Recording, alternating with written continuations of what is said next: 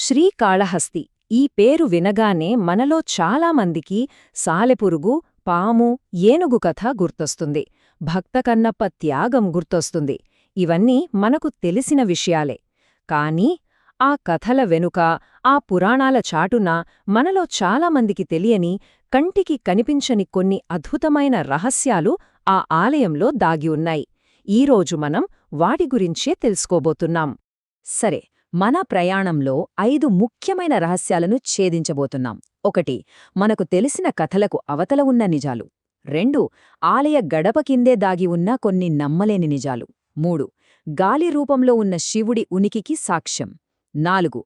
ఆలయ నిర్మాణంలోనే ఉన్న ఒక వింత. ఇంకా చివరిది 5. గ్రహణాలను సైతం లెక్క చెయ్యని ఆ ఆలయ శక్తి. మొదటగా అందరికీ బాగా తెలిసిన కథల దగ్గర్నుంచి మొదలుపెడదాం. శివుడి కోసం ప్రాణాలు అర్పించిన సాలెపురుగు, పాము, ఏనుగు కథ. అలాగే తన కళ్లనే పెకిలించి స్వామికర్పించిన భక్త కన్నప్ప కథ. ఇవి వినని వాళ్లుండరు. కాని ఈ ఆలయం ప్రత్యేకత కేవలం ఈ కథల్లోనే ఆగిపోలేదు. అస్సలు అద్భుతమేంటంటే అందరి కళ్ల ముందే ఉండి కూడా ఎవరికీ అంతుచిక్కని రహస్యాలు కొన్ని ఉన్నాయి.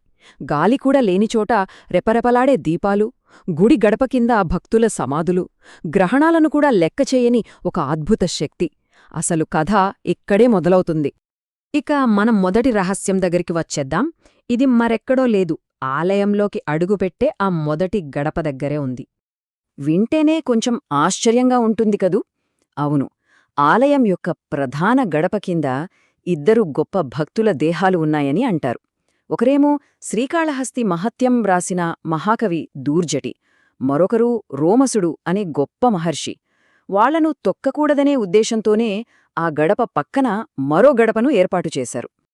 ఇక అక్కడికి దగ్గర్లోనే భూమి లోపల అంటే పాతాళంలో కొలువయుంటారు పాతాళ గణపతి.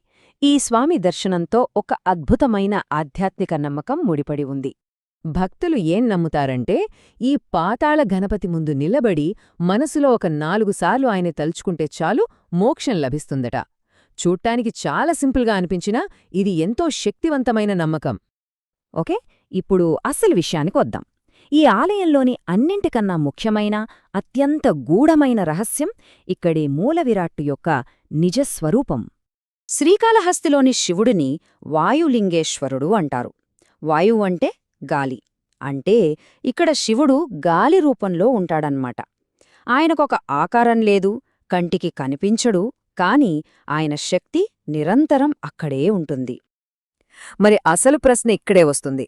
కంటికి కనిపించని ఆ గాలి రూపంలో ఉన్న శివుడి ఉనికికి సాక్ష్యమేంటి? దాన్ని మనం ఎలా చూడగలం? దానికి సమాధానం ఆ గర్భగుడిలోనే ఉంది.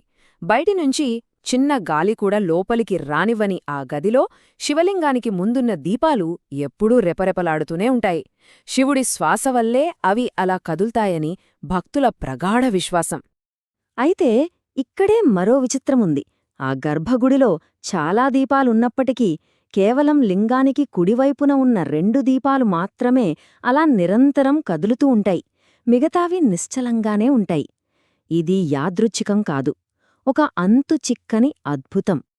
ఆ వాయులింగం మహిమ ఎక్కడితో ఆగిపోలేదు. ఇంకో రహస్యమేంటంటే అక్కడ స్వామికి రోజూ అభిషేకం చేస్తారు కదా, ఆ నీళ్ళేమోటాయో ఎవరికీ తెలీదు. ఎంత నీటితో అభిషేకం చేసినా ఒక్క చుక్క కూడా బయటికి రాదు. అన్నీ అక్కడికక్కడే మాయమైపోతాయి. సరే, ఇప్పుడు గర్భగుడి నుంచి బయటికొచ్చి ఆలయం మొత్తం నిర్మాణం ఎలా ఉందో చూద్దాం. ఎందుకంటే ఇక్కడ కూడా ఒక యూనిక్ ప్యాటర్న్ కనిపిస్తుంది. ఈ ఆలయంలోని 4 ప్రధాన దేవతలు 4 ప్రధాన దిక్కులను చూస్తూ ఉంటారు. పాతాళ గణపతి ఉత్తరం వైపు, జ్ఞానప్రసూనాంబ అమ్మవారు తూర్పువైపు, శ్రీకాళహస్తీశ్వరుడు పశ్చిమం వైపు, ఇక దక్షిణామూర్తి దక్షిణం వైపు తిరిగి ఉంటారు. ఒకే ఆలయంలో ఇలా 4 దిక్కులను చూస్తున్న దేవతలు ఉండటం బహుశా భారతదేశంలో ఇంకెక్కడా కనిపించదేమో. ఈ ఆలయంలోని ప్రత్యేకతలు ఇంకా చాలా ఉన్నాయి. అమ్మవారి పేరు జ్ఞానప్రసూనాంబ. ఈవిడ విగ్రహం తల కొద్దిగా ఒకవైపుకి వంగి ఉంటుంది, భక్తుల మొరను శ్రద్ధగా వింటున్నట్లుగా. అలాగే గుళ్లలో సాధారణంగా సవ్యదిశలో ప్రదక్షిణలు చేస్తాం, కాని ఇక్కడ మాత్రం దానికి వ్యతిరేకంగా అంటే అపసవ్యదిశలో చేయాలి. అంతేకాదు, గుడి పక్కనే ప్రవహించే సువర్ణముఖి నది ఆలయం దగ్గరికి రాగానే ఎలాంటి శబ్దం లేకుండా ప్రశాంతంగా నిశ్శబ్దంగా ప్రవహిస్తుంది. ఇది ఒక వింతే. ఇక మనం చివరి రహస్యం దగ్గరకొచ్చేశాం. ఇది బహుశా ఈ ఆలయం యొక్క ఆధ్యాత్మిక శక్తికి అన్నింటికన్నా బలమైన నిదర్శనమేమో. సూర్యగ్రహణం కాని చంద్రగ్రహణం కాని వచ్చినప్పుడు భారతదేశంలో ఉన్న అన్ని గుడులను మూసేస్తారు. ఇది మనకు తెలిసిందే. కానీ ఒక్క శ్రీకాళహస్త్యాలయం మాత్రం గ్రహణ సమయంలో కూడా తెరిచే ఉంటుంది. ఇది మామూలు విషయం కాదు, ఒక ప్రాథమికమైన నియమాన్ని ధిక్కరించడం లాంటిది. మరి దీని వెనుక ఉన్న కారణమేంటి? శ్రీకాళహస్తీశ్వరుడు గ్రహణాలకు అతీతుడు. అసలు ఆ గ్రహణాలను కలిగించే రాహు కేతువులకే ఈయనే అధిపతి. అందుకే గ్రహణాల ప్రభావం ఈ ఆలయం మీద ఉండదు.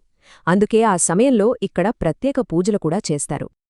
అందుకే ఎన్నో శివాలయాలను దక్షిణకాశి అని పిలిచినా శ్రీకాళహస్తిని మాత్రం అలా పిలవరు. దీన్ని దక్షిణ కైలాసం అంటారు. అంటే దక్షిణ దిక్కున ఉన్న సాక్షాత్తు శివుడిల్లు కైలాసం అని అర్థం. ఒక్కసారి ఆలోచించండి, ఒకే ఒక ఆలయం సైన్స్ నియమాలను, ఖగోళ నియమాలను కూడా దాటి ఇన్ని రహస్యాలను తనలో దాచుకోగలిగితే మరి ఈ ప్రపంచంలో మనకు తెలియని ఇంకెన్ని అద్భుతాలు, ఎన్ని రహస్యాలు దాగియున్నాయో కదా.